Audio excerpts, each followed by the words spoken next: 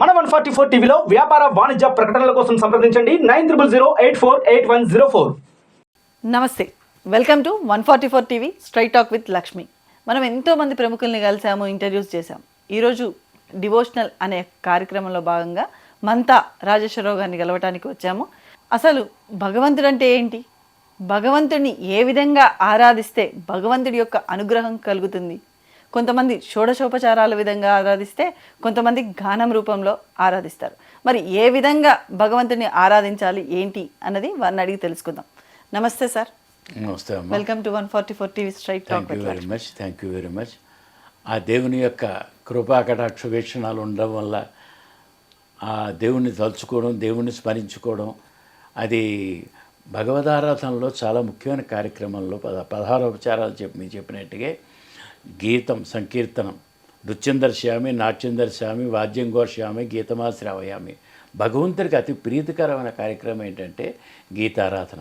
ఎంతోమంది వాగ్గేయకారులు ఎన్నో గీతాలు రచించి వారి యొక్క ఆ ఆత్మల్ని స్వాముల్లో కలుపుకొని ఆ యొక్క పాడనంలోనే, ఆ రాసుకోవడంలోనే ఆనందించి తరించిన వాళ్ళు ఉన్నారు. కాబట్టి నా లెక్క ఏంటంటే, నా పేరు మంతా రాజేశ్వరరావు.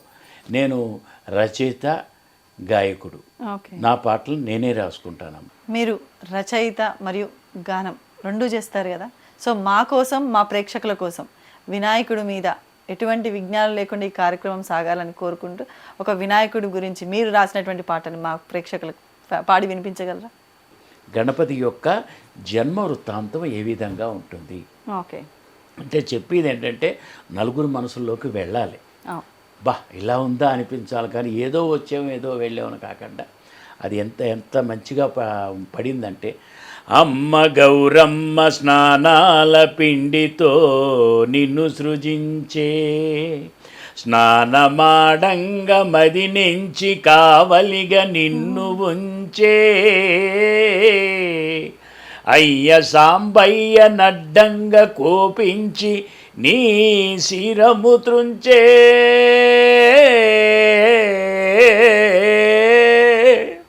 తల్లి పార్వతి విలపించ కరుణించి కరి శిరముతో పునర్జీవమిచ్చే.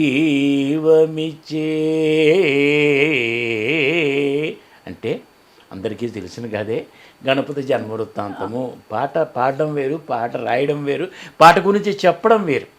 బేసికల్గా అదేంటంటే, అమ్మ స్నానాల పిండితో, నలుగు పిండితో బొమ్మ చేసింది. సింపుల్గా బొమ్మ చేసి నాన్నకి తెలియదు వీడు వచ్చేయడం లెక్కలో ఆ బొమ్మ చేసి, బొమ్మ స్నానాల పిండితో స్నానం చేస్తూ కాపలా పెట్టడం.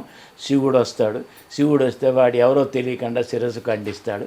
అప్పుడు ఆ తల్లి ఏడి చేయడం వల్ల తల్లి విలపించ కరుణించి కరిశిరముతో పునర్జీవం ఇచ్చే ఆయన యొక్క జన్మ వృత్తాంతం ఈ 4 లైన్లో మొత్తం వినాయక చవితి కథ వచ్చిందనమాట. ఈ పాటలో ఆయన లెక్క ఏంటంటే, శ్రీ గణనాథ గజవదన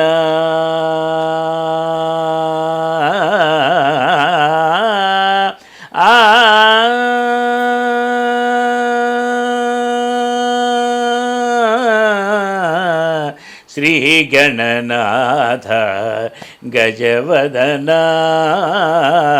సిద్ధి వినాయక శివతనయ, శ్రీ గణనాథ గజవదన అంటే ఆ గణపతి గురించి. గజానుని యొక్క శిరస్సు పెట్టాడు కాబట్టి గజాననుడు అయ్యాడు. ఫస్ట్ చరణం మూషిక వాహన మోదక హస్త ముని జన సన్నుత ముక్తి ప్రదాత, ముందుగా తలచితి ముద్దు గణపతి నిన్ను ముదము తీరమము బ్రోవగరావయ్య, శ్రీ గణనాథ గజవదన. అందుకే మన కార్యక్రమంలో ముందుగా తలచితి ముద్దు గణపతి.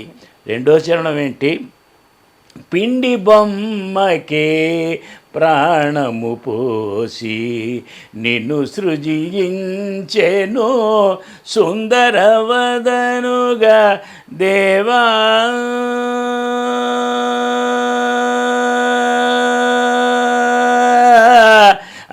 ఆ,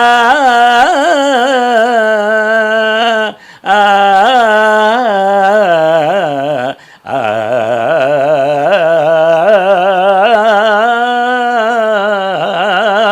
పిండి బొమ్మకే ప్రాణము పోసి నిన్ను సృజించెను సుందరవదనుగా శివుని కోపమున గజముకుడైతివి మాత పార్వతి మానసతనయుడ శ్రీ గణనాథ అంటే అమ్మవారి యొక్క మానసపుత్రుడు. ఆ పార్వతీదేవి మనసు పడి ప్రాణం పోసుకొని బొమ్మ. ఆఖరిగా వినాయకుడు గొప్పతనం ఏమిటి? భువిని విఘ్నములో బాపగనించి అవతరించితివి అవిఘ్నపురాజై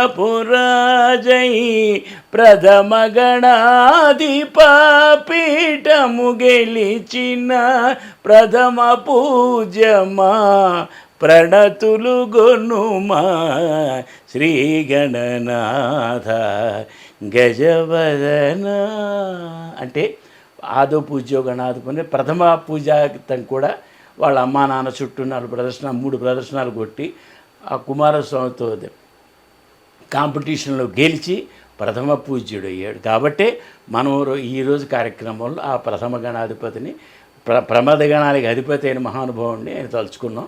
ఆయన యొక్క సంకీర్తన పాడుకున్నాం. ఎందుకంటే పాడొచ్చు. పాట ఏంటంటే ఒక్కొక్క చరణం ఈ మీనింగ్ తోటి ఇంత భావం పెట్టుకుని ఆ పాట రాసుకోవడం జరిగింది. ఇది ఆ గణపతి యొక్క జన్మవృత్తాంతం మనం ప్రారంభించిన మొదటి భక్తి కార్యక్రమంలో మొదటిది. మీరు అసలు మీ ప్రొఫెషనల్ కెరీర్ ఏంటి సార్? మీరు ఏం చేస్తుంటారు? అచ్చా, కరెక్ట్. ఇప్పుడు పాయింట్కి వచ్చారు. నేను మాది యాక్చువల్గా వైజాగ్ అండి. ఓకే. నేను హైదరాబాద్ వచ్చి 76-77 వచ్చాను. నేను రైల్వేలో జాయిన్ అయ్యాను. ఐఎమ్ ఏ రైల్వే సర్వెంట్ యాక్చువల్గా. Okay. I worked for 40 years railway service చేశాను. సీనియర్ అకౌంట్స్ ఆఫీసర్గా రిటైర్ అయ్యాను. ఓకే. చిన్నప్పటి నుంచి రాసుకోవడం, పాడుకోవడం, ఓకే, కళల మీద ఉన్న అభిరుచి ఎక్కువ. దానివల్ల ఈ రాసుకోవడంలో లలిత గీతాలు రాశాను. అన్నవరం సత్యనారాయణ స్వామి మీద 12 పాటలు రాశాను. లలిత గీతాంజలి లలిత గీతాలు ఒక 40 పాటలు రాశాను. అసలు ఇట్లా రాయాలి పాటలు అన్న ఆలోచన ఎందుకు వచ్చింది మీకు అసలు? ఎందుకు అన్నదంటే వైజాగ్లో సీతమ్మదారిలో వెంకటేశ్వర స్వామి అలివేల మంగమ్మ ఒక స్త్రీ మీద ఆహ్వానం వచ్చేవారు. వాళ్ళ భక్తులకి అందరికీ ప్రశ్నలు జవాబులు చెప్పడం, వాళ్ళ కోరికలు తీర్చడం. వాళ్ళు చెప్తుంది నేను రాసి వాళ్ళ భక్తులందరికీ చెప్పేవాడిని. అసలు ప్రారంభం పాట అనేది ఆల్మోస్ట్ ఆ స్వామి మీద ఎక్కువ నాకున్న డివోషనల్ ఎక్కువ. ఆ డివోషన్లో హరి నారాయణ గోవింద శ్రీనివాస, హరి సర్వపాపములు హరించి, నారాయణ సంసార సాగరాల నావయ్య నిలిచి, గోవింద గోప్రోభ్యత్తునున్న క్షీణతలు గోటుతో వెనకకు మరల్చి, శ్రీనివాస సిరినివాస సిరినిలయముగా కలవాడు అన్నది ఆ స్వామి చెప్పిన నామం అనమాట. ఆల్మోస్ట్ అక్కడ నుంచి 1966 నుంచి స్టోరీ అనుకోండి. అది పెద్ద చరిత్ర. అది ఇప్పటికీ వైజాగ్లో టెంపుల్ అది ఉంది, త్రిమూర్తి వెంకటేశ్వర ఆలయం. అక్కడ ఆ స్వామి యొక్క సేవ చేసుకుంటూ రాసుకుంటూ పాడుకుంటూ అక్కడి నుంచి స్టార్ట్ అయింది. అప్పుడు అంత గొప్పగా లేకపోయినా కొంచెం ఈ డ్రామాలు నాటకాలు ఇవన్నీ అయిన తర్వాత దాంట్లో భాగంగా ఇప్పుడు లేటెస్ట్గా డివోషనల్ పాట అమ్మవారి సరస్వతి మీద, నేను రాయని దేవుడు లేరు, సరస్వతి మీద రాసుకున్నాను, అమ్మవారి దుర్గా మీద రాసుకున్నాను, వెంకటేశ్వర మీద అయితే ఎన్ని రాసుకున్నానో తెలియదు, బాబా గారి మీద రాసుకున్నాను. అలాగా ఈ కార్యక్రమం వాళ్ళు దేవుళ్ళు నడిపిస్తున్నారు, వాళ్ళే రాయించుకుంటున్నారు. అని అసలు నాటకాలు అంటే మీ ఇంట్లో ఎవరైనా నాటకాలు కానీ అట్లా ఏమైనా వేసేవారా? నాటకాలు ఇట్లా ఎవరు వేయలేదు. మీకే ఇంట్రెస్ట్ వచ్చేసి ఆర్టిస్ట్గా మా డైలాగ్ డెలివరీ మిమిక్రీ చేసేవాడిని చిన్నప్పుడు. ఓకే. ఎటువంటి క్యారెక్టర్స్ వేసేవాళ్ళు నాటకాలలో? ఆల్మోస్ట్ అన్ని క్యారెక్టర్స్ చేశానమ్మా. సైడ్ పాదరగా వేసాను 2 సార్లు. ఒక దాంట్లో బిచ్చగాడిగా వేసాను. ఒక దాంట్లో ఆల్మోస్ట్ ప్రతి డ్రామాకు ఒక బ్యాక్గ్రౌండ్ సాంగ్ ఉంటుంది, అది నేనే పాడేవాడిని. ఒక డ్రామాలో యోగ నిద్ర అని ఒక 100 టైమ్స్ చేసాం ఆ ప్లేని, సోషల్ ప్లే. అందులో best actor, supporting actor, character actor, best comedian, almost అన్ని రంగాల్లో అన్నిట్లోనూ అవార్డ్స్ అవి కావాలి. పౌరాణికం సైడ్ ఏమైనా టచ్? పౌరాణికం వేయమన్నారు కానీ రాలేదమ్మా అది. ఎందుకని ఆ పద్యాలు మళ్ళీ పద్యం నీ గొంతు బాగుంటుంది, పర్సనాలిటీ బాగానే ఉన్నావు, పద్యం కూడా పాడరా అంటే పద్యాలు పాడతాను కానీ ఆ పౌరాణిక పద్యాలు రాలేదు. Okay. దేవుడి పద్యాలు దేవుడి శ్లోకాలు వస్తున్నాయి కానీ అది రాలేదు. అందుకని ఆ రంగానికి వెళ్ళలేదు. రైటర్గా రాసుకోవడం, రచయితగా పడుతుంటాయి అమ్మవారి. మరి ఎప్పుడైనా సినిమాలలో అట్లా ఏమైనా ట్రై చేసి? సినిమాలలో ఏదో ఒక సినిమా చేసామండి. కోడి రామకృష్ణ జెండాను సినిమా తీశాడు. ఓకే. అది మా లలిత కళా సంస్థ అని రైల్వేది ఉంది సమితి, ఆ అసోసియేషన్లో వెళ్ళినప్పుడు దాని ద్వారా వెళ్ళాం. 7 ఎమ్మెల్యేలు ఉన్న 7 మెంబర్స్ ఉన్న ఎమ్మెల్యేగా వెళ్ళాము. ఒకే డైలాగ్ ఇచ్చాడు అనమాట. 7 పార్టీ ఎమ్మెల్యే నువ్వు కూడా మాట్లాడినా కూర్చో అన్నాడు. అది సింపుల్గా చేసాం. అది పెద్ద హిట్ అవ్వలేదు అనుకో, అది లెంగ్తీ అయిపోయింది. ఆ తర్వాత నేను సినిమాల పక్క వెళ్ళలేదు. భగవంతుడి మీద అసలు ఎట్లా ఆరాధించాలి ఏంటి కొంచెం మీ మాటల్లో చెప్తారా? భగవద్ ఆరాధనలో చాలా రకాలు ఉన్నాయమ్మ. ఆ రకాలు ఏంటంటే దేనికైనా కాన్సన్ట్రేట్ చేసి ఒక ఆరాధన ధ్యానానికి వెళ్ళాలంటే ఒక రూపం కావాలి. ఓకే. భగవంతుడు నిరాకారుడు, నిరంతరుడు అన్నీ ఉన్నాయి, అవన్నీ ఉన్నాయి. కానీ ఒక ఆరాధన చేయాలంటే ఒక నిర్దిష్టమైన రూపంలో కావాలి. అందుకనే ఇన్ని వేల మందికి, ఇన్ని వేల భక్తులకి, ఇన్ని లక్షల మందికి ఇన్ని రకాలుగా అవతారాలు ఎత్తాడు స్వామి. ఒక అవతారం ఎత్తే సరిపోదంటే కాదు. ఏ టైంలో ఏది ఉండాలి, ఏ టైంకి ఏ కష్టానికి ఏ అవతారం రావాలి. యథా యథాగ్ర ధర్మస్య గ్లాని భవత భారత అన్నట్టుగా ఆ టైంకి కృష్ణావతారం ఎత్తాలి, ఆ టైంకి రామావతారం, ధర్మం నశించిపోతుందిగా రామావతారం ఎత్తాలి అని చెప్పేసి ఒక్కొక్క యుగానికి, ఒక్కొక్క కాలానికి ఏది అవసరమో అప్పుడు ఆ స్వామి యొక్క స్వరూపం వచ్చింది. స్వరూపం రూపం నిర్రూపంగా చేసేవారు. మరీ ధ్యానంలో చాలా పెద్ద స్టేజ్. మామూలుగా సామాన్యంగా మన జీవితంలో మామూలు మిడిల్ క్లాస్ వాడు ఏం చేయాలంటే పొద్దున్న లేవడం, స్నానం చేసుకోవడం, పవిత్రత, శుభ్రత. ఒక్క దేవుడు అనేది కాదు అక్కడ. పవిత్రత, శుభ్రత, స్నానం చేయడం, మడిగాను ఓ మంచి క్లాత్ కట్టుకొని స్నానం చేయడం. స్వామి ఎందుకంటే స్వామికి భగవంతుడు అనేవాడు పొంగిపోవడం. ఎందుకు పొంగిపోతాడు? అష్టోత్తరం, సహస్రం ఎందుకు ఉన్నాయంటే ఆ స్వామి యొక్క దైవత్వంలోని గొప్పతనం ఏంటంటే ఆయన్ని ఎన్నిసార్లు పొగిడితే అంత పొంగిపోతాడు. అంత పొంగిపోయి ఆయన వరాలు ఇస్తాడు. భగవంతుడు కోరికంది స్వామి నాకు కొబ్బరికాయ కొడతాను, నా పని చేసి పెడితే కొబ్బరికాయ కొడతాను. అలాగని దేవుడితో లంచం కాదు, ఆ దైవత్వం మీద నమ్మకం కావాలి. ఓకే. ఆ నమ్మకం నీకు ఎప్పుడైతే ఏర్పడిందో అప్పుడు నీ వెన్నంటి భగవంతుడు గ్యారంటీగా ఉంటాడు. అదే దైవత్వం అంటే. ప్రతి మనిషిలో కూడా, మానవత్వంలో కూడా దైవత్వం చూసిన వాడు ఉన్నాడు.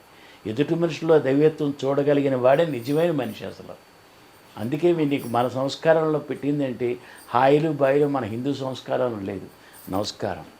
నమస్కారానికి నువ్వు ప్రతి నమస్కారం పెట్టకపోతే నీకు సంస్కారం లేనట్టుగా లెక్క. ఒక మనిషి నమస్కారం పెడితే ఏంటి? నేను పరిపూర్తిగా నా హృదయపూర్వకంగా నీకు సరెండరు. అది దేవుడికి పెట్టినా ఎవరికి పెట్టినా నీకు పెట్టానంటే ఏంటి? నీలో ఉన్న దైవాత్మానికి, నీలో ఉన్న పరమాత్మకి. అంతేగాని నేను పెట్టేగానే గొప్ప అనుకోవడం కాదు. అక్కడ ఆ దైవత్వం అనేది నీకు ఆ దృష్టిని బట్టి వస్తుంది. ఓకే. ఇన్నాళ్ళు సింపుల్గా గణేష్ టెంపుల్కి వెళ్ళినప్పుడు 2 చెప్పులు ఇప్పి హాయిగా సికింద్రాబాద్ గణపతిలో అందరూ చెప్పులు ఇప్పి ఇలా దండం పెట్టుకున్నారు. ఇప్పుడేమిటి? ఈగో వచ్చేస్తుంది అనమాట. చెప్పులు ఇప్పి దండం పెడితే ఎవడైనా చూస్తున్నాడేమో అన్న ఫీలింగ్ పబ్లిక్లో కొనుతా. అంటే నువ్వు భగవంతుడికి దండం పెట్టడం కూడా నువ్వు చేసిన పాపం కాదు కదా. అమ్మని అమ్మ అని పిలవడానికి అవ్వట్లేదు ఇప్పుడు. అమ్మని అమ్మ అని పిలవలేదు. మమ్మీ అంటే ఆ రష్యన్లో శవాలని దాన్ని దేనో మమ్మీలు అంటారు. చేత నీ సంస్కృతిని, నీ సాంప్రదాయాన్ని నిలబెట్టుకున్నప్పుడు నీ దైవత్వం ఎప్పుడు నేను కాపాడుతుంది. అది దైవత్వం. ఆరాధనలో అన్ని రకాలు ఉన్నాయి. నీకు కావాల్సిన అష్టోత్తరం చేసుకో, శాస్త్రం చేసుకో, హోమం చేసుకో, జపం చేసుకో, ధ్యానం చేసుకో. ఆ ధ్యానం చేసుకున్నప్పుడు ఏంటంటే నీ యొక్క మనసు ఆ మనసుతో ఏకమవుతుంది. ఆ కొంతమందికి ఏంటంటే ఒక బిందువు మీద కాన్సన్ట్రేట్ చేసి ధ్యానం చేస్తుంటారు. అక్కర్లే. మనం అంత లేకి వెళ్ళకపోయినా సరే ఒక రూపం, రాముడో కృష్ణుడో, ఎవరు ఏ దేవుడు, ఈ దేవుడు ఆ దేవుడు అని లేదు, ఒక రూపం ఉంటుంది. ఆ రూపం దైవత్వంగా భావించుకుని దాని మీద కాన్సన్ట్రేషన్లో భక్తి భావం అంతే వస్తుంది. ఇప్పుడు మీరు రూపం అన్నారు, మీరు అన్న మాటలోనే రూపం అంటున్నారు. అంటే రాముడు దేవుడా లేకపోతే క్షత్రియుడు అంటారా? మరి కృష్ణుడు, వీళ్ళంతా అవతార పురుషులు, వీళ్ళందరూ దేవుళ్ళు అని చెప్పి ఇప్పుడు పూజలు చేస్తున్నాం అందరూ. మరి నెక్స్ట్ జనరేషన్ వచ్చే లోపల ఇంకా ఎవరి మనిషి అంటే రాముడు ఒకప్పుడు మానవ అవతారమే.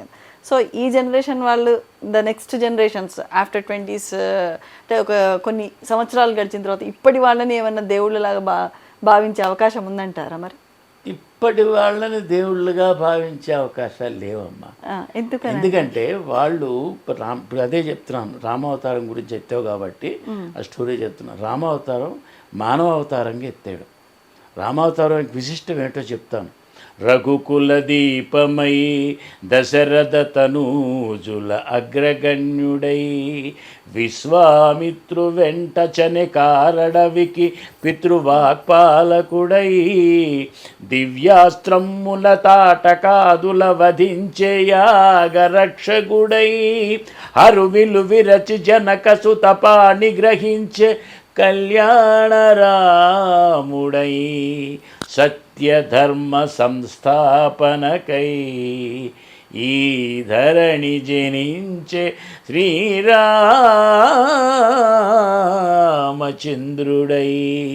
ధర్మస్థాపనకి ఆయనకి దగ్గర మంత్రాలు గింత్రాలు ఉన్నాయి, కానీ ఏ విషయంలో కూడా మంత్రం చేసి కళ్ళు మూసిన సీత ఎక్కడ ఉందని ఎక్కడ వెతుకోలే.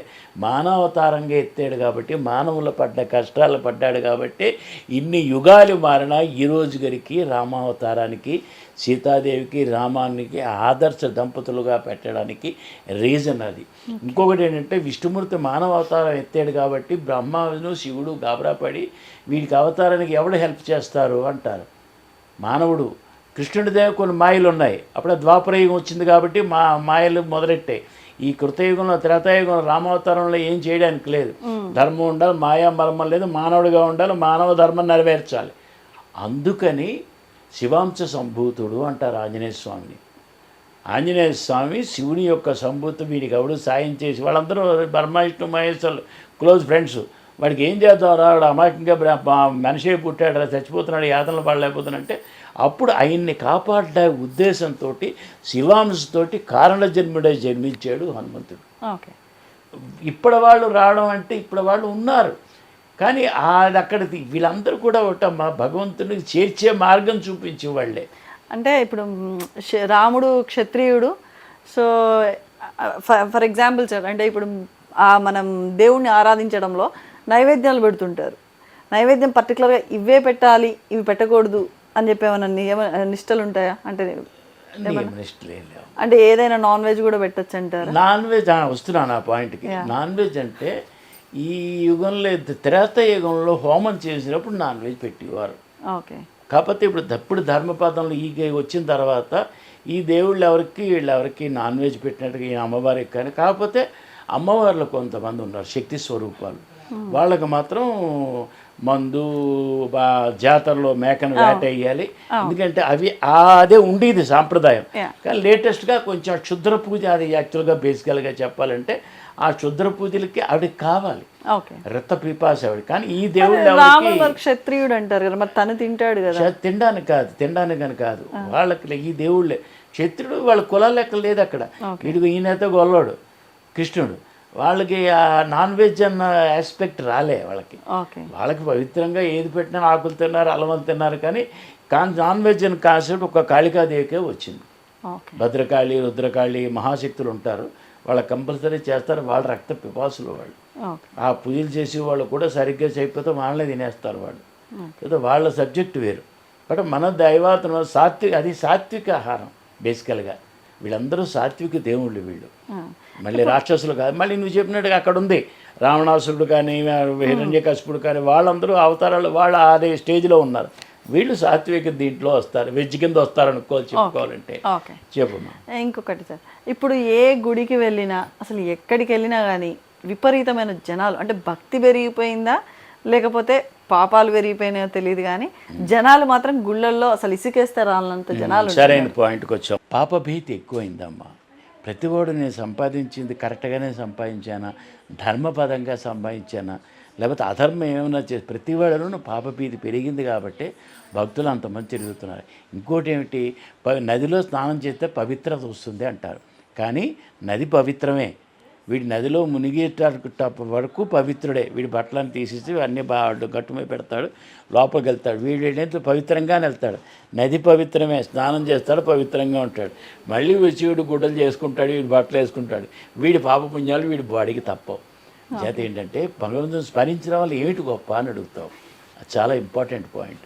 ఎందుకంటే భగవత్ స్మరణలో నీకు వచ్చింది ఏంటంటే నీ కర్మఫలం ఎక్కడికి పోదు. నువ్వు చేసిన కర్మ నీ వెనకాలే, ఇంత చేస్తే ఇంత, 100 చేస్తే 100, 80 చేస్తే 80 అన్నది నీకు తప్పదు. కాకపోతే ఆ దేవుడు చేస్తే ఏం చేశాడండి, దేవుడు పొగడడం ఎందుకు, దేవుడు పూజ ఎందుకు అంటే సింపుల్ ఎగ్జాంపుల్. నీకేమిటి నీ కర్మఫలం ఏమిటి, ఆ తోటలో ఏదో కూర్చుని వెళ్తూ ఉంటే పైనుంచి కొబ్బరికాయ పడి బుర్ర పగిలి చచ్చిపోవాలి. అది నీకు రాసిపెట్టిన కర్మ. నువ్వు భగవంతుని తలుచుకుంటే జరిగే కార్యక్రమం ఏంటంటే కొబ్బరికాయ పడుతుంది, నువ్వు తోటలోకి వెళ్తావు, కానీ ఆ కొబ్బరికాయ ఇలా ఆ గాలితోటి ఇలా మరుస్తాడు. అది జబ్బ మీద పడి హెయిర్ లైన్ ఫ్రాక్చరో జబ్బ ఫ్రాక్చరో అవుతుంది. కాబట్టి బుర్ర పగిలి చచ్చేదానికి తశాంతిగా ఇంకొక జరుగుతుంది. అంతేగాని నీకు చేసుకున్న కర్మఫలం ఏ దేవుడు కానీ ఏ దేవుడు తీయలేడు. కాకపోతే అందులో కొంచెం ఇంప్రూవ్మెంట్ చేస్తాడు. అందుకు భగవద్ ఆరాధన ఫస్ట్లో చెప్పాం, భగవద్ ధ్యానం, భగవద్ ఆరాధన. ఎందుకంటే భగవంతుడు మనిషి చేసుకోలేని కార్యక్రమాన్ని ఆ భగవంతుడు మనకు చేస్తాడు అన్న నమ్మకం, ఆ నమ్మకం నిరూపించబడ్డాడు. నిరూపిస్తేనే ఆయన దేవుడు అవుతాడు లెక్క. అది ఇప్పుడు చాలా మంది కూడా మేమే బాబాలం, మేమే దేవుళ్ళము అని చెప్పి అంటున్నారు. మరి దీనిపై మీ అభిప్రాయం? దానికి రకరకాల ఉన్నాయమ్మా. ఎందుకంటే ఎన్ని రకాలుగా ఎంత మంచిగా పేరు తెచ్చుకున్న వాళ్ళు కూడా ఒక్కో సమయంలో చాలా పడిపోయారు. ఆ లెక్కలో క్లియర్గా అనకూడదు, కానీ మన టీవీ మాధ్యమంగా పుట్టపర్తి బాబా గారు ఎంత పేరు పరిమించారు. ఆయన సోషల్ సర్వీస్ చేసినంత ఏ బాబా చేయలేదు. ఆ ఏరియా అనంతపురం ఏరియాలో కొన్ని 100 ఎకరాల్లో ల్యాండ్లు పెట్టి, భూములు కట్టించి, స్కూళ్ళు కట్టించి, వాటర్ పంపులు పెట్టి, రకరకాల అభివృద్ధి కార్యక్రమం, జన సంక్షేమ కార్యక్రమాలు చేయడంలో ఆయన్ని మించిన బాబా లేదు.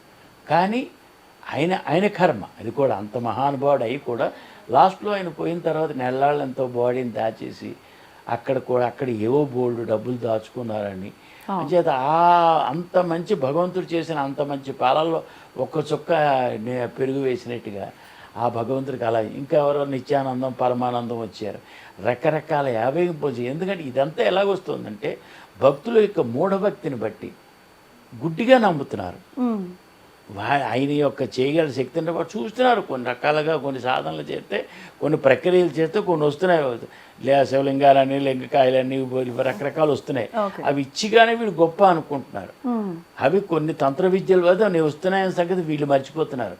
అలా అందుకనే వీళ్ళు ఏంటంటే అసలు ఏది కోరని దేవుడు ఉన్నాడు అంటే వాడి దగ్గరికి వెళ్ళడం మానేసి ఆయన మరే బేకారం ఉన్నాడు ఇటు వీళ్ళైతే బాబాగారు మొన్న చేశారు, అది ఇచ్చారు, అక్కడికి వెళ్తే బాగుంది. ఒకసారి వెళ్ళినా అక్కడ హైదరాబాద్ దగ్గర ఎక్కడో వైజాగ్ వెళ్తున్నాడు, 25,000 ఆయన పాత దర్శనం 25,000 పాదాలు ముట్టుకోండి. మీరిద్దరూ 50,000 ఇస్తే కానీ రేపు పొద్దున్న ఆయన దర్శనం కుదరదు. మా అమ్మ నాన్నలు వచ్చేవారు. అలా ఎందుకంటే మనం ఎవరిని కామెంట్ చేయడం కాదు, వాళ్ళ కొన్ని రకాల పబ్లిక్ని అంత హింసించి అంత డబ్బులు దాచుకొని తర్వాత కొన్ని వేల కోట్లు పెట్టుకొని అలా ఉన్నారు. అలాంటి వాళ్ళు ఉన్న సమాజంలో ఇక్కడ కూడా నిన్న రీసెంట్గా ఇక్కడ మన గణపతి సత్యానంద స్వామి యుఎస్లో, అమెరికాలో ఈ రోజుకి జరిగి మన లేటెస్ట్ వార్త ఏంటంటే వాళ్ళ చర్చిలన్నీ అమ్ముకు వెళ్ళిపోతున్నారట. చర్చి ఫండ్స్ లేవు కాబట్టి మోడీ గారు వచ్చిన తర్వాత ఆ చర్చిలు అమ్ముకు వెళ్ళిపోతున్నారట. అమ్ముకు వెళ్ళిపోతే ఆ చర్చిల్లో ఆంజనేయ స్వామి విగ్రహాలు ఇక్కడి నుంచి తీసుకెళ్ళి ప్రతిష్ఠించాడు గణపతి సత్యనారాయణ స్వామి. మనోరో చెప్తున్నారు అక్కడ ఫండ్స్ లేక చర్చిలో అమ్ముకుపోతుంటే ఆ బిల్డింగ్ అలా తీసేసి అందులో ఆంజనేయ స్వామి విగ్రహం స్థాపించి ఆంజనేయ స్వామి పూజ చేస్తున్నారు. అలాగా హిందూ మతాన్ని అభివృద్ధి చేసి లెక్కలో ఉన్నారు. కాబట్టి ఈ దొంగ బాబాలు పుడుతూ ఉంటారు, వెళుతూ ఉంటారు. కానీ మంచి అన్నది ఎప్పటికైనా బయటకు వస్తుంది. నివురుగా నిప్పులాగా మంచి అనేది ఎప్పటికైనా బయటకు వస్తుంది. దాని యొక్క ఫలితం భక్తులకు తగులుతుంది. తగలబట్టి నీకు ఇన్ని వందల సంవత్సరాల నుంచి తిరుపతి దేవుడిని నమ్ముకున్నారంటే ఆ దేవుడు సరైన వాడు ఇంకొకటి రాలే. ఎందుకంటే సమస్త క్షేత్రములందు, తీర్థములందు శక్తి తగ్గుచుండు, కానీ సుబ్రహ్మణ్య వెంకటేశ్వర క్షేత్రమందు మాత్రము నిరంతరము శక్తి అభివృద్ధి చెందుతూ ఉండును అని స్వామి నిర్వచించింది. ఆయన వచ్చింది దేనికి? కలిదోషారణ, భక్త సంరక్షణ, వరప్రధానముగాను తిరుపతిలో వెలిసి ఉన్నాను. నువ్వు డబ్బులు ఇచ్చావా, ₹1,00,00,000 వేసావా, అవన్నీ ఆయనకి ఇమ్మెటీరియల్. నువ్వు మనస్ఫూర్తిగా దండం పెట్టావా లేదా, అది ఆత్మశుద్ధితో చేయాలి. ఈ బాబాలందరూ వస్తూనే ఉన్నారు, గాలిగులో కొందరు కొట్టుకుపోతూనే ఉన్నారు. ఆ లెక్కలో ఇప్పుడు మీరు చెప్పాలంటే నీకు యాక్చువల్గా ఇప్పుడు కలియుగ దైవం బాబా షిరిడి బాబాగా ఆయన అభివృద్ధి పొందుతున్నాడు. పైసా ముట్టుకోడు. ఆయన నిష్కళంకుడు, నిర్మలుడు. ఆయనకి ఆ ఆర్భాటాలు ఏమక్కర్లే, పట్టు పంచా గిట్టి ఉంచి నేను ఒక పాట రాసుకున్నాను అనమాట. అసలు ఆయనకి ఎంత నిరాడంబరంగా ఉంటాడు అన్నదని ఒక పాట రాసుకున్నా. క్షమించాలి చిన్న మాట. చెప్పు. మీరు అన్నారు కదా హిందుత్వము అని చెప్పేసి మాట్లాడారు. హిందుత్వం ఇంప్రూవ్ అవుతుంది అంటే డెవలప్ మరి ఇప్పుడు సాయిబాబా విషయంకి వస్తే సాయిబాబా అసలు కొంతమంది ఏమో ముస్లిం అంటున్నారు, మరి కొంతమంది ఏమో హిందూ అంటున్నారు. మరి అసలు ఆయన హిందువా ముస్లిమా? అది హిందూ ముస్లిం టాపిక్ ఆయన దగ్గర రాలే. అసలు ఒరిజినల్ స్టోరీలో 11 ఏళ్ళు బాలుడు ఎక్కడెక్కడో తపస్సు చేసుకుంటారు. కానీ చాలా మంది అంటుంటారు ఆయన ముస్లిం అని అంటారు, కొంతమంది హిందూ అంటారు. ముస్లిం అంటారు, ముస్లిం అని కొంతమంది అడిగి విన్నాను. కొంతమంది ఆచార్యులు అందరూ వాడు తొరకోవడం అనకూడదు, కానీ వాడిని కొలుద్దామరా అని చెప్పేసి అనుకాని ఉన్నారు. ఇది ఆ చర్చతో మనకందరూ తెలియదు. నమ్ముకుంటే ఉన్న ఆయనకు పాట రాసుకున్నాను, మళ్ళీ అమ్మాయి వచ్చినప్పుడు చెప్తా. అసలు ఉన్నాడు అంటే ఉన్నాడు, పిలిస్తే పలుకుతున్నాడు. అదే కావాల్సింది నీకు. భక్తులకు కావాల్సింది ఆర్తితో పిలుచుకుంటాడు భగవంతుడిని.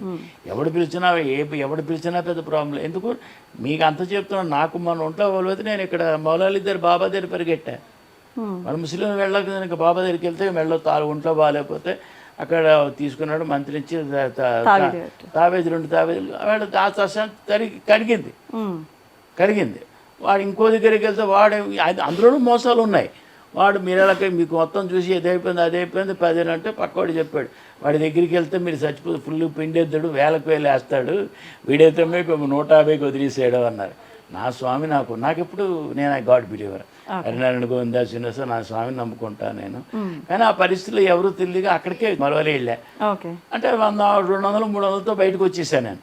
ఇంకా ఫర్దర్గా వెళ్ళలే, ఎందుకంటే ఆ వెళ్ళొద్దని స్వామి చెప్పింది కూడా మా స్వామి లెక్కలో. నీ యొక్క మనస్పర్ధ నీ మనోబలం మీద నిలబడి ఉంటుంది.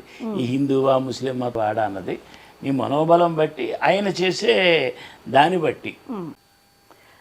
ఇందాక మనం బాబా గురించి మాట్లాడారు. మరి బాబా అసలు ఎవరి అవతారం అంటారు? బాబా అసలు గురువురికే మూల గురువు అయిన దత్తాత్రేయుడమ్మ. దత్తాత్రేయుడు ఎవరంటే అత్రి మహాముని అనసూయలకి త్రిమూర్తుల యొక్క వరంతో పుట్టిన దత్తాత్రేయుడు. ఆయన యొక్క అవతారం ఫస్ట్ దత్తాత్రేయ అవతారం, తర్వాత శ్రీపాద శ్రీవల్లభుడు, తర్వాత నృసింహ సరస్వతి, తర్వాత మాణిక్య ప్రభు, తర్వాత అక్కలకోట స్వాములు. వీళ్ళు ఏంటంటే మన భారతదేశంలో అనేక రకరకాల ప్రాంతాల్లో శ్రీపాద శ్రీవల్లభుడు పిఠాపురం, మన పవన్ గారు నిలబడ్డ జాగా పుష్టాపురం అంటారు దాన్ని. అమ్మవారి యొక్క పుష్టభాగం కట్ చేసి పడ్డది కాబట్టి దానికి పిఠాపురం అని పేరు పెట్టారు. అక్కడ ఆయన జనించింది. మన శ్రీపాద వల్లభుడు పుట్టిన ఊరది. చాలా పవిత్రమైన క్షేత్రం. అలాగే ఈ 5గురు అవతారాల యొక్క సారం అన్నమాట. 5గురు ఒక్కొక్క టైంలో ఒక అవతారం ఎత్తిన తర్వాత ఈ టైంలో కలియుగ అవతారంగా నేను దేవుడిని చెప్పలే, నేను భగవంతుడి స్వరూపాన్ని చెప్పలే, న్యాయమ టీచర్, నేను నీకును భగవంతుడికి మధ్యలో వారధి, ఆమె మీడియేటర్ అని చెప్పాడు. కానీ నేను దేవుణ్ణి నన్ను పూజించండి అనలే. నన్ను చూసుకుని పిలిస్తే పలుకుతాను, చెప్తే 12 సూత్రాలు పిలిస్తే పలుకుతాను, జపం చేసి వస్తాను, ఒకసారి చప్పట్లు కొడితే వస్తాను నేను అని నేను రాసుకున్న పాటలో రాసుకున్నాను. అంచేత ఈ అవతారానికి రీజన్ ఏంటంటే ఈ యొక్క గురువుల యొక్క పరంపరలు తెలుసుకుని 12 ఏళ్ళ నుంచి ఆ ఊళ్ళో ఎక్కడో ఆ చెట్టు కింద ఉంటే ఎవడో పిల్లలు అనుకుని చేసుకుని అక్కడి నుంచి వాళ్ళందరూ సేవలు చేసుకుంటూ ఎవరెవరు మన ఆయన ఎవరో లాస్ట్లో ఫస్ట్ నీ పేరేంటి, నీ బాబా ఆయన పేరు. ఎందుకంటే ఆయనకు ఒక రూపం కానీ ఒక పేరు కానీ ఒక ఇల్లు కానీ వాకలు లేదు. నిర్వికార నిరాడంబర స్వరూపం ఆయన. ప్రతి వాళ్ళు మీరు చెప్పినట్టు స్వామీజీలు చాలామంది ఉన్నారు, అది కూడా చెప్తా. ఒక బంగారు పల్లకిళ్ళు చేసుకుని పట్టు పీతాంబరాలు కట్టుకుని వాళ్ళు పల్లకిల్లో ఊరేగి ఎన్ని రకాలు చేశారంటే అన్ని రకాలు చేసిన వాళ్ళు ఉన్నారు, వాళ్ళు చరిత్రలో ఉన్నారు. కానీ ఇక్కడికి వెళ్తే ఇక్కడకున్న నీ ప్రశాంతత అన్నది ఇక్కడెక్కడా ఉండదు. అది ఆ ప్రశాంతత దైవత్వం కలిగిందే షిరిడీ లెక్కలో. మామూలుగా ఇప్పుడు అసలు మామూలు దర్శనం పరిగెట్టి వచ్చేవాడు, కానీ ఇప్పుడు అంత అభివృద్ధి చెంది అందరి కోరికలు తీరుస్తున్నాడు. కాబట్టి అని భగవంతుని పాడినప్పుడు కళ్ళు మూసుకు పడుకుంటావా అని పాడతాను. పాట ఉంది నాకు అలాగే. కళ్ళు మూసుకు పడుకుంటే వాడు పడుకుంటే నువ్వు దేవుడు ఏమిటి? ఆయన యోగ నిద్రలో ఉంటాడు. భగవంతుడు ఎప్పుడు నిద్రపోడు, యోగ నిద్రలో ఉంటాడు. కృష్ణుడు అక్కడ దుర్యోధనుడు వాడు వచ్చినప్పుడు పడుకుంటారు, అర్జునుడు, దాన్ని యోగ నిద్ర అంటే. ఇద్దరు వచ్చారని తెలుసు, ఇద్దరు వస్తారని తెలుసు, అలాగే మనం ఉన్నామని తెలుసు, మనం రక్షించాలని తెలుసు. కానీ నువ్వు ఆ టైంకి పిలుస్తావా పిలవా? అందుకనే బాబా గారి మీద బాబా సబ్జెక్ట్ వచ్చింది కాబట్టి అక్కడ మేము ఇక్కడ మా దాంట్లో రాసుకున్న ఒక పాట రాసా సింపుల్గా.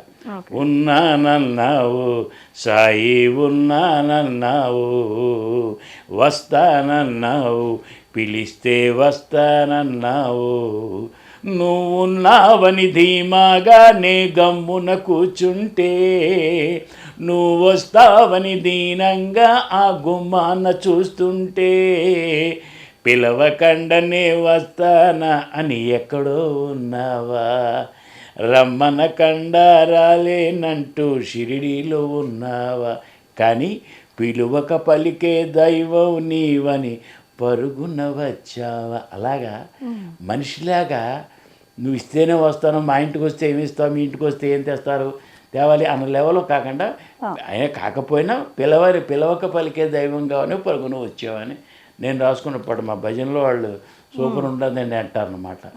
ఈ 4వ తర్వాత అసలు బాబా గారి ఎందుకంటే మనం షిరిడి గురించి టాపిక్ వచ్చింది కాబట్టి ఆ ఆలయం గొప్పతనం స్వామి ఏంటన్న దాంతో ఈరోజు బాబా గారి కార్యక్రమంలో మాకు అందులోనే ఆ విభూది కూడా ఉంటుంది కదా. నార్మల్ బాబా అనగానే విభూది పెట్టగానే జ్వరం తగ్గిపోతుంది, విభూది పెడితే భయం పోతుందని పిల్లలకు పెట్టేవారు, మా చిన్నతనంలో కూడా పెట్టేవారు. సో దాని గురించి కూడా మాకు చెప్పండి. ధుని విభూతి, ఇదే ఇది దానికంటే దానికి బాగానే అడిగామమ్మా. దాంట్లో ఇక్కడేది ఒక దగ్గర రాసుకున్నా, ఇదేది నువ్వు గారిన క్వశ్చన్లో,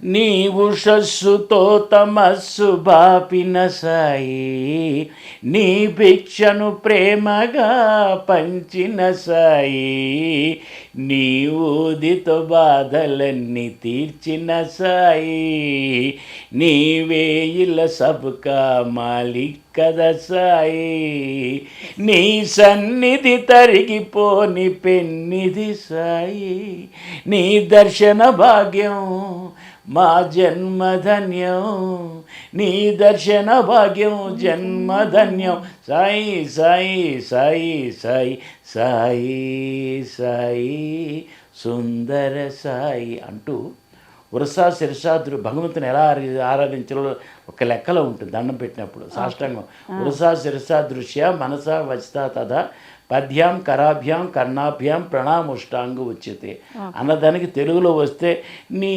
గుడికెళదామంది నామది సాయి, నీ చరణాలు మొక్కాలంది నా శిరమోయి, నీ రూపం చూడాలంది నా కనుదోయి, నీ పాటలు పాడాలంది నా గళమోయి, నీ పూజలు చెయ్యాలంది నా కరమోయి, నీ సన్నిధి చేరాలంది నా పదమోయి, నీ చరితం వినాలంది నా వీనుల హాయే సాయి సాయి సాయి సుందర సాయి, ఈ ప్రపంచమంతా నీ ద్వారకమాయి, ఈ భువి జనులంతా నీ భాయి భాయి, నీ నీడలో మా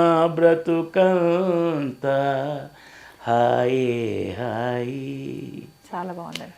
అంటే ఇది నేను రాసుకున్న పాట. ఆ స్వయం యొక్క దాదీప్యం అంటారన్నమాట. నేను నాలోకి వెళ్ళినా ఆయన నాలోకి రావడం, ఆయన దగ్గర వెళ్ళడం అనే లెవెల్లో అంత ఆర్తితో వచ్చిన పాట అనమాట. వాడికి నీ బూదితో బాధలన్నీ తీర్చిన వేసుకుంటూ తీరుస్తున్నాడు కాబట్టి ఇంతమంది చేస్తున్నారు అక్కడ. ఆ విభూతికే శక్తి ఉంది. అదేంటంటే నువ్వు నమ్మకంతో వెళ్ళాలి. ఒక ఉమాపతి మాత్రం ఉంటుందమ్మా, పందాల బిళ్ళలు ఇస్తాడు. ఇవి పందాల బిళ్ళలు అంటే నాకు గుడ్డంత పనిచేయదు. 10,000 రూపాయలు డాక్టర్కి ఇచ్చి తెచ్చుకున్నా, అది వైద్యో నారాయణో హరి. ఆ హరిని తలుచుకుంటూ ఆ మందు ఒక్కటి వేసుకుంటే ఆయనే విష్ణుమూర్తి, ఆయనే నారాయణులుగా నిజంగా అదే ఊది గురించి అడిగావు, ఆయన తలుచుకుని చేస్తే గ్యారంటీగా అవుతుంది, అందులో డౌట్ లేదు. ఫైనల్గా బాబా దేవాలయం గురించి ఒక్కసారి చెప్తాను. వచ్చాను. దివ్యాలయం సాయి దేవాలయం, భవ్యాలయం షిరిడి దేవాలయం సౌజన్యమూర్తి సాయినాథుని నిత్య నివాసం చిరుమందహాస సుందరముఖ దివ్య స్వరూపం షిరిడీపురిలో కలియుగ సిరిగా కలిజనులను కాపాడే శ్రీ సాయి మందిరం ఆనందనందనం సాయినాథ దేవళం. శరణం. ఆయనది గొప్పతనం ఏంటంటే సాయి అని ధ్యానించిన హాయినిచ్చు స్వామిగా, బాబా అని స్మరించిన బాధ తీర్చు బంధువుగా, గురు బ్రహ్మని వంటే గుండె నిండ గుర్తుగా, పరబ్రహ్మ స్వరూపమై పాపహరణ చెయ్యగా, ధరణి ద్వారకామాయిని వెలసె దత్త సాయిగా, తిరుగులేనివి శ్రీ సాయి నామము. ఓం సాయి శ్రీ సాయి జయ జయ సాయి, ఓం సాయి శ్రీ సాయి జయ జయ సాయి, ఓం సాయి శ్రీ సాయి జయ జయ సాయి. తిరుగులేనివి శ్రీ సాయి నామము, సాయినాథ గానము.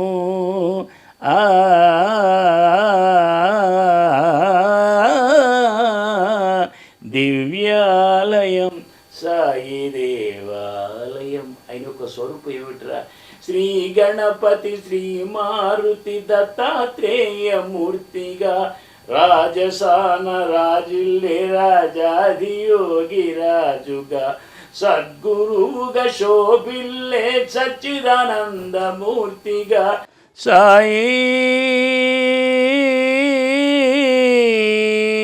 సాయి దిక్కని నమ్మిన భక్తుల చేయూతగా, నింబ వృక్ష నీడలో పకీరు వేషధారిగా, పావన షిరిడీలోని సాయి దర్శనం ఈ జన్మ పావనం సర్వ పాపనాశనం, ఈ జన్మ పావనం సర్వ పాపనాశనం. దివ్యాలయం సాయి దేవాలయం. బోలో సాయినాథ్ మహారాజ్కి జై. ఆ సాయినాథుని యొక్క కృపా కటాక్ష వీక్షణాలు మన కార్యక్రమం చూసిన వాళ్ళందరికీ ఉండాలని, వాళ్ళందరినీ ఆరోగ్యశ్వర్యాలతో సదా సాయినాథుడు కాపాడాలని కోరుకుంటూ సెలవమ్మ. Thank you so much sir. మీ యొక్క వాల్యుబుల్ టైంని మా ఛానల్, మా ప్రేక్షకుల కోసం కేటాయించినందుకు ధన్యవాదాలు sir. Thank you so much. జై సాయిరామ్. ఈ కార్యక్రమంలో మంతా రాజేశ్వరరావు గారి చేత మనశ్రీ అనే కలం పేరుతో ఆయన ఎన్నో రచనలు రాశారు. మన కోసం ఎన్నో పాటలు కూడా పాడారు. ఈరోజు చాలా విషయాలు కూడా తెలుసుకున్నాము. మరొక ఎపిసోడ్లో మరొక కొత్త టాపిక్తో కలుస్తాం. నమస్తే.